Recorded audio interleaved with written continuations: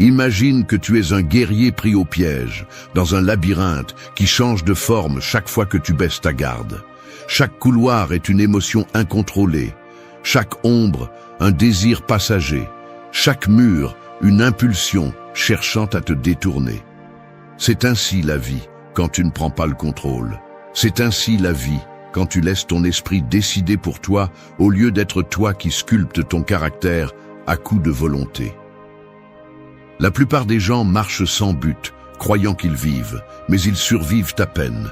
Ils se réveillent sans savoir pourquoi, ils travaillent sans savoir pourquoi, et ils dorment pour échapper à une journée qui n'a rien signifié. Ils se laissent emporter par les nouvelles, par les peurs, par les attentes des autres. Ils sont des bateaux sans gouvernail, des marionnettes d'un système qui applaudit la médiocrité déguisée en succès vide. Tu n'es pas ici pour ça. Tu n'es pas venu pour suivre des ordres invisibles, ni pour remplir des espaces qui n'ont pas de sens. Tu es venu pour te construire, pour sculpter chaque pensée, chaque action et chaque réaction, comme si tu étais un sculpteur donnant forme à un chef-d'œuvre. Et ce chef-d'œuvre, c'est toi. Chaque jour où tu choisis d'agir sans conscience, tu livres ta vie sur un plateau d'argent à tout ce que tu méprises. Chaque jour où tu choisis d'agir avec un but, tu récupères un morceau de ton âme.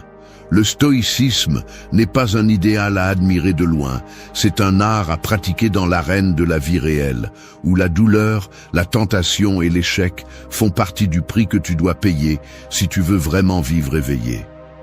Aujourd'hui, je veux te parler de 8 principes, 8 flammes qui peuvent allumer en toi la force que tu as toujours eue, mais que tu as peut-être oubliée sous des couches de routine, de peur et de confort.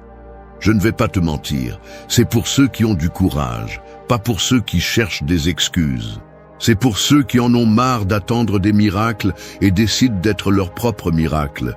Si tu es prêt à agir, si tu es prêt à subir le feu qui trempe l'acier, alors écoute bien, parce que c'est ici que commence la vraie bataille. 2. Choisis le devoir plutôt que le désir.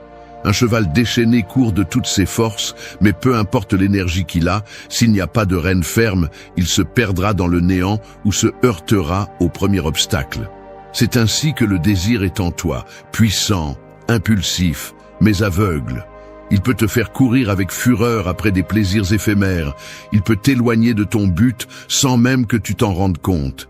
Si tu n'apprends pas à monter et à dominer cette impulsion sauvage, tu seras juste un autre qui gaspille sa vie à poursuivre ce qui n'a pas d'importance, esclave d'appétits qui ne sont jamais rassasiés. Le monde crie que tu devrais suivre tes désirs, que tu devrais poursuivre ce qui te fait te sentir bien, que tu ne devrais pas te limiter, que tu devrais te soumettre à chaque impulsion comme si c'était un commandement divin. Mais les stoïciens savaient quelque chose que la société moderne a oublié. Tout ce que tu veux n'est pas bon pour toi. Tout ce que tu désires ne te renforce pas. Tout ce que tu désires ne te rapproche pas de la vie que tu veux construire. Le désir est trompeur. Il se déguise en besoin. Il te murmure que tu mérites de te reposer quand tu devrais continuer, que tu mérites de te rendre quand tu devrais résister, que tu mérites de te faire plaisir quand tu devrais te forger. Le devoir, en revanche, est silencieux. Il ne s'impose pas. Il ne te crie pas au visage. Il ne séduit pas. Le devoir est cette voix intérieure qui sait quel est le bon chemin, même si cela fait mal, même si cela fatigue, même si parfois il semble que personne d'autre ne le comprend ou ne l'apprécie. Le devoir n'est pas toujours excitant, n'est pas toujours amusant, mais il est toujours ce qui soutient ton caractère, ce qui maintient ton intégrité intacte lorsque tout autour de toi essaie de te corrompre. Chaque jour, tu as devant toi 2 chemins, celui du désir et celui du devoir. Le désir t'offre des récompenses rapides, des plaisirs immédiats, une reconnaissance bon marché. Le devoir exige de toi de la patience, de l'effort, du renoncement. Le désir t'endort, te rend faible, te transforme en quelqu'un de manipulable, dépendant de stimuli externes pour sentir que la vie vaut la peine d'être vécue. Le devoir te réveille, te durcit, te donne une satisfaction qu'aucun plaisir superficiel ne peut égaler. la satisfaction de savoir que tu es maître de toi-même. Ne confonds pas le confort avec le bonheur, ne confonds pas le plaisir avec l'accomplissement, ne confonds pas la gratification immédiate avec une vie pleine. Chaque fois que tu choisis le désir plutôt que le devoir, tu creuses un peu plus ta propre tombe spirituelle. Chaque fois que tu choisis le devoir plutôt que le désir, même si cela fait mal, même si tu n'as pas envie, tu es en train de ciseler une version de toi-même plus forte, plus authentique et plus invincible. Les stoïciens enseignaient que la véritable liberté ne consiste pas à faire ce que tu veux, mais à ne pas être esclave de tes caprices. Quelle valeur a ta liberté si tu ne peux pas dire non à tes propres impulsions? Quelle valeur a ta force si tu te rends à chaque tentation? Quelle valeur a ta vie si tu te limites à chercher le prochain stimulus qui te fera oublier le vide que tu portes en toi? Quand tu choisis le devoir, tu choisis la vie difficile, oui, mais tu choisis aussi la vie qui en vaut la peine. Une vie où chaque pas que tu fais a un but clair, où chaque sacrifice a un sens profond, où chaque matin tu te réveilles en sachant que tu ne t'es pas vendu, que tu ne t'es pas trahi, que tu continues à construire quelque chose qu'aucun échec, aucune critique, aucun coup ne pourra détruire. Alors, quand le doute t'assaille, quand la paresse te tente, quand le plaisir facile t'appelle, rappelle-toi qui tu veux être, pas qui on te dit que tu devrais être, pas qui il est confortable d'être, mais qui tu as décidé avec du sang, de la sueur et du courage de devenir. Là est ton devoir, là est ton véritable pouvoir, et tout le reste n'est que du bruit. 3. Réveille-toi avec un but, pas avec des impulsions. Chaque matin est comme ouvrir les yeux au milieu d'une bataille silencieuse. Tu ne vois pas les armes, tu n'entends pas les cris, mais elles sont là, les forces qui veulent te ramener à l'inertie, au vide, à une vie sans direction. Et si tu ne te réveilles pas avec un but, tu te réveilles comme un soldat désarmé, prêt à être vaincu avant de faire le premier pas. Il y a ceux qui ouvrent les yeux, et la première chose qu'ils cherchent est une excuse pour continuer à dormir. Il y a ceux qui sautent du lit simplement parce que l'horloge les menace, parce que le monde exige leur présence, parce qu'ils ne veulent pas affronter les conséquences de rester immobiles. Et il y a d'autres, très peu, qui se réveillent comme s'ils mettaient une armure, conscients que chaque jour est une opportunité pour se rapprocher de ce qui compte vraiment, pour vivre selon leur but, pas selon leur humeur, ni leurs impulsions, ni les exigences absurdes des autres. Il ne s'agit pas d'être parfait ou d'avoir tout sous contrôle. Il s'agit d'ouvrir les yeux et de te demander avant tout quelle sorte de personne tu veux être aujourd'hui, quel type de vie tu veux construire avec les actions qui sont sur le point de naître de toi. Parce que chaque acte, chaque mot, chaque décision compte. Chaque matin est un choix. Vivre ou végéter, avancer ou reculer, créer ou consommer, diriger ou suivre aveuglément. La plupart vivent leur matin comme un accident, comme une formalité, comme quelque chose qui arrive simplement. Et puis, ils se demandent pourquoi leurs journées se sentent vides, pourquoi leurs semaines s'évaporent sans laisser de traces, pourquoi leurs vies deviennent une somme de regrets et de rêves brisés. Ce n'est pas un mystère, c'est un manque de but, c'est un manque de direction. C'est vivre au rythme d'impulsions qui ne construisent rien, qui ne font que s'user. Le but n'est pas quelque chose de magique qui apparaît lors d'une nuit d'inspiration. Le but se forge, se choisit, se rappelle chaque jour, surtout les jours où tu as le moins envie de t'en souvenir.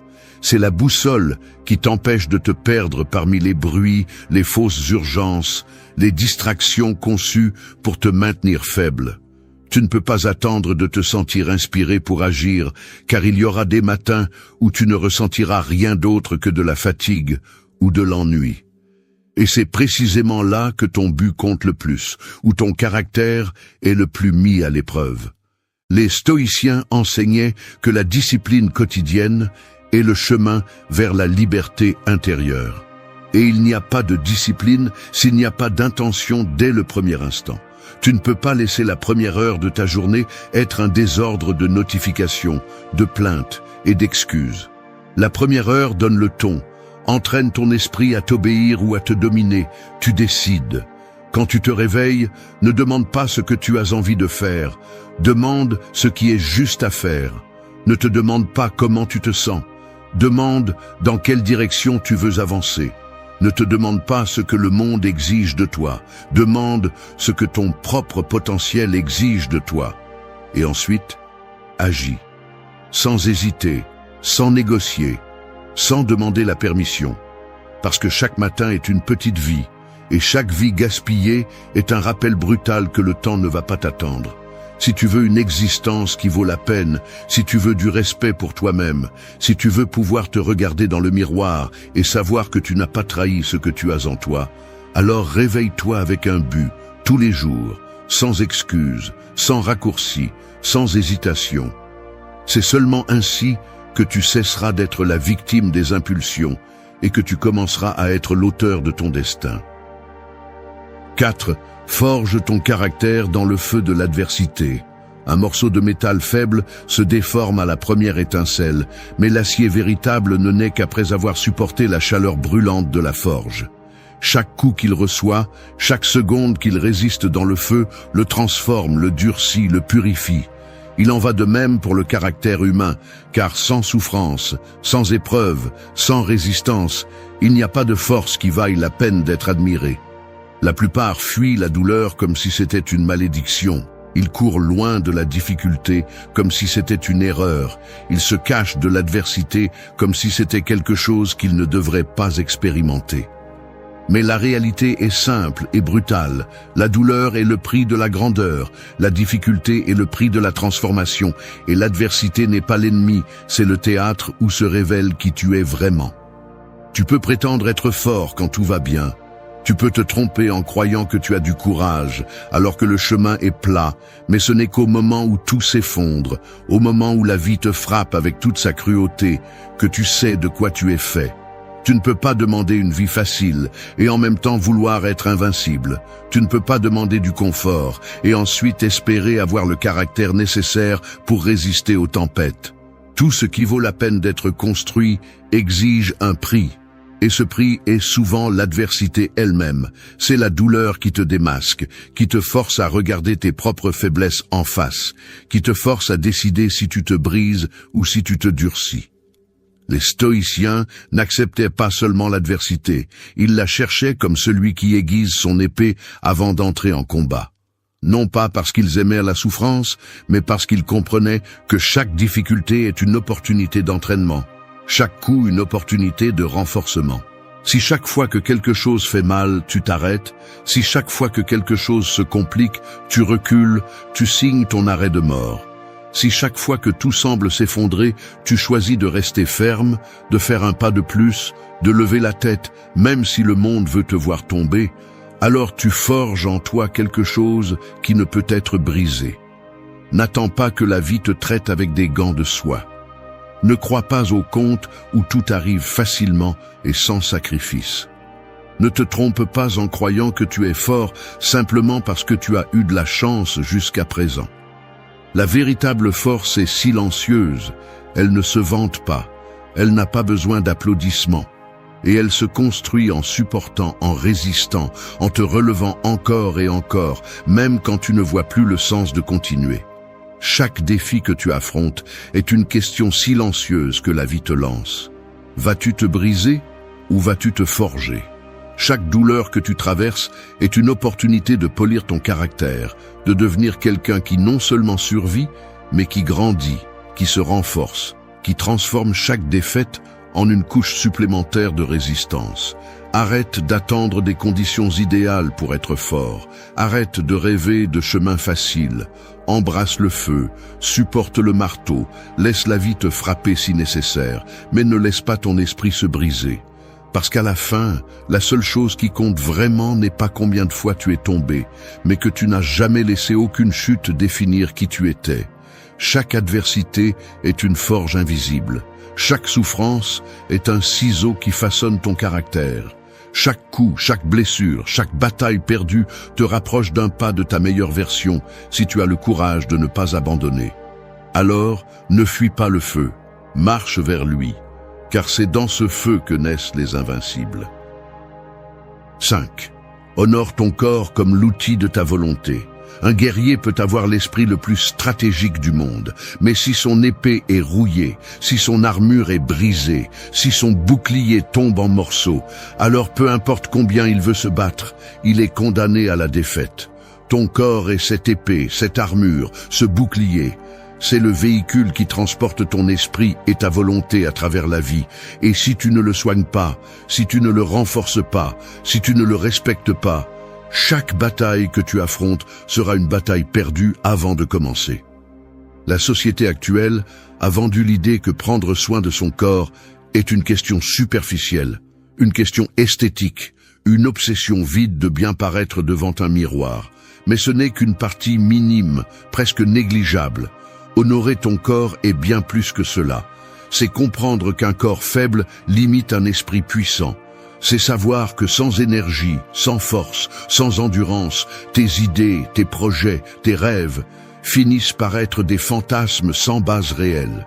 Tu ne peux pas prétendre avoir une discipline mentale si tu n'as même pas une discipline physique. Tu ne peux pas exiger de ton esprit de la clarté, de la résistance et de la force si ton corps se traîne dans la vie intoxiqué, sédentaire, faible. Le stoïcisme ne faisait pas une séparation absurde entre l'esprit et le corps.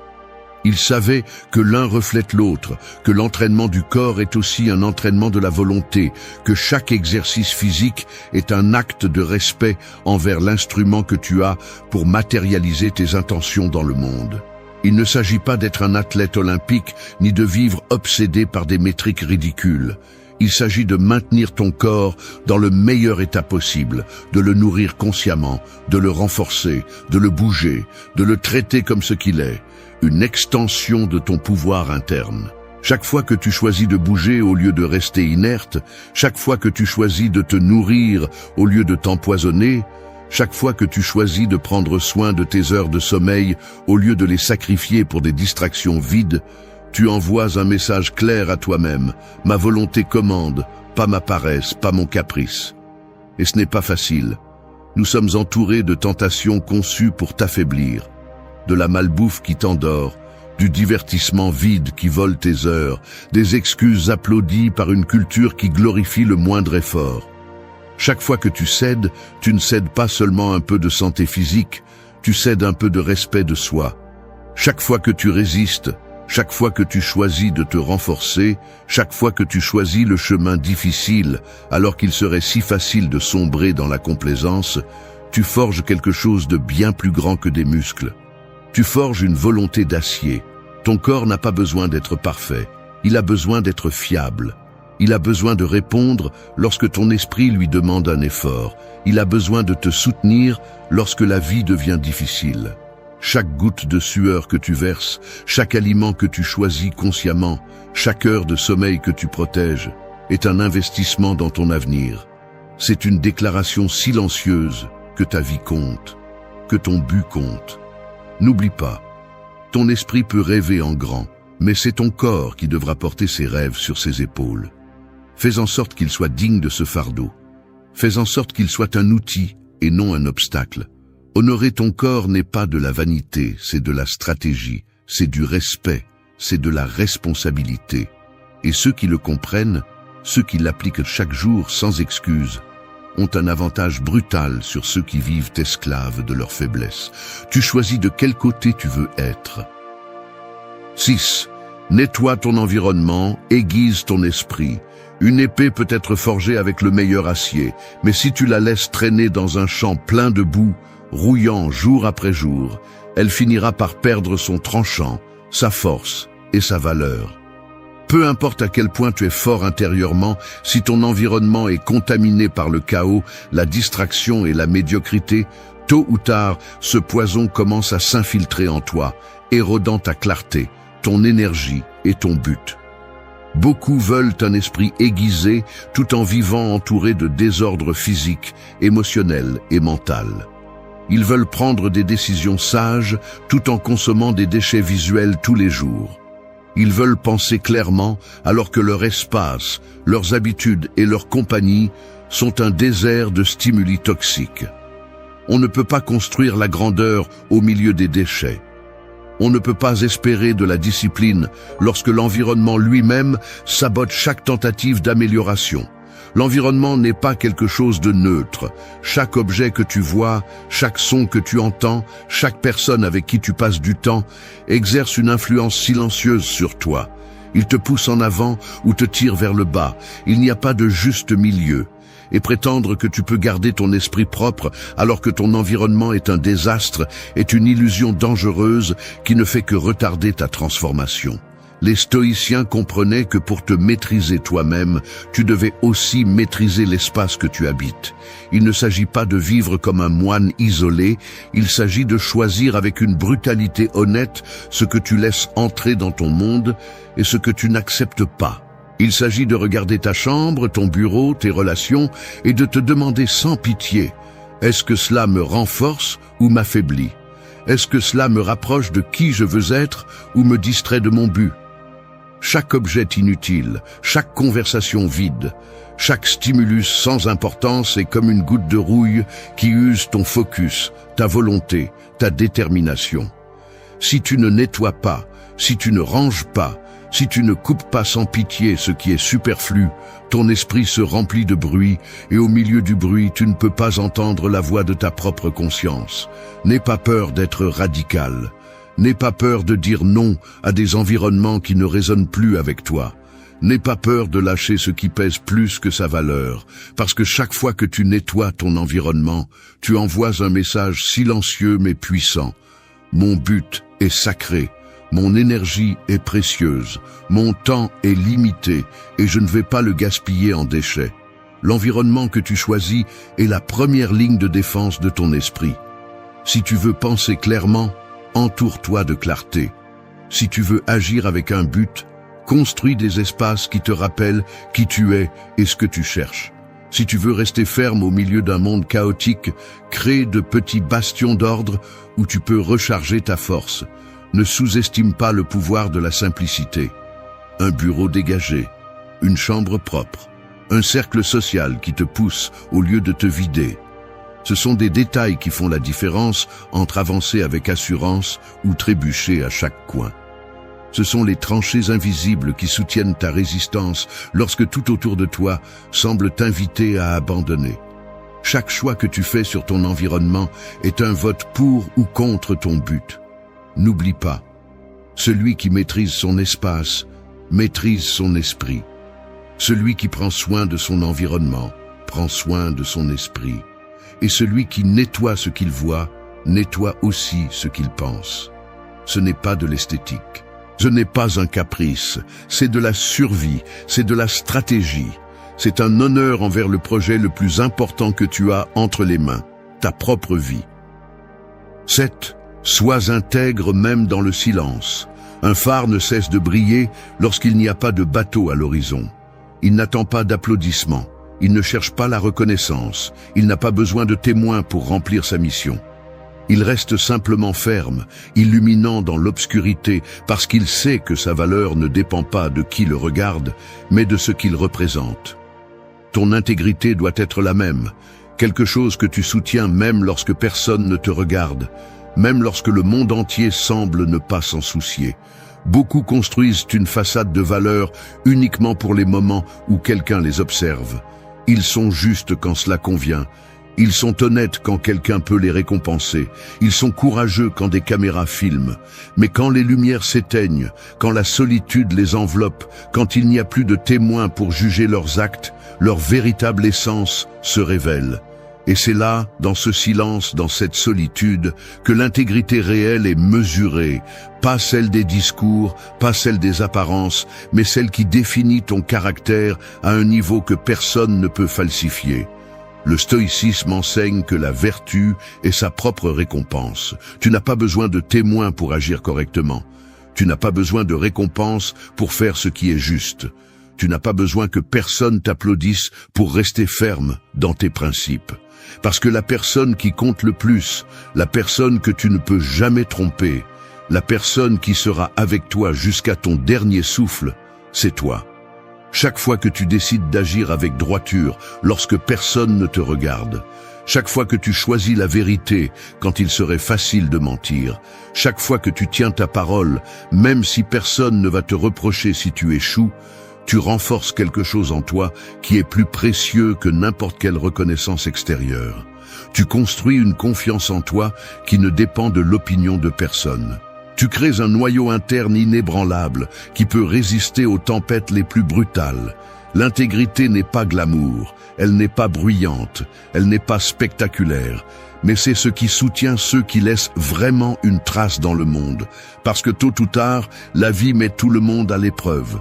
Et au moment de l'épreuve, quand la pression écrase, quand les masques tombent, quand la douleur ou la tentation appelle, seuls ceux qui ont cultivé l'intégrité dans le silence pourront rester debout. Il ne s'agit pas d'être parfait, il s'agit d'être conscient, de savoir que chaque petite action compte, de comprendre que chaque choix en solitude est une déclaration de qui tu es au plus profond de toi.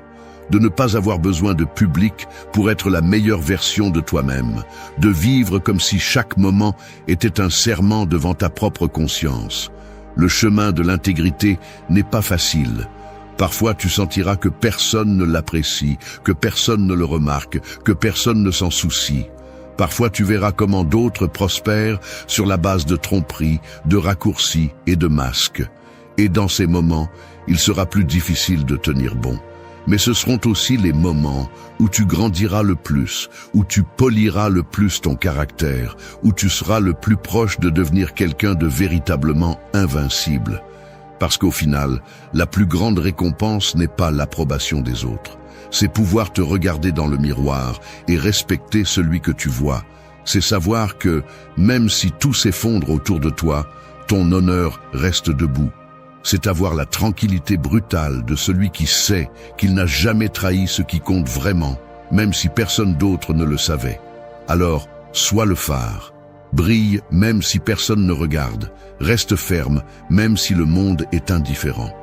Parce que celui qui est intègre dans le silence est invincible dans la tempête. 8. Que tes actes parlent plus fort que tes mots.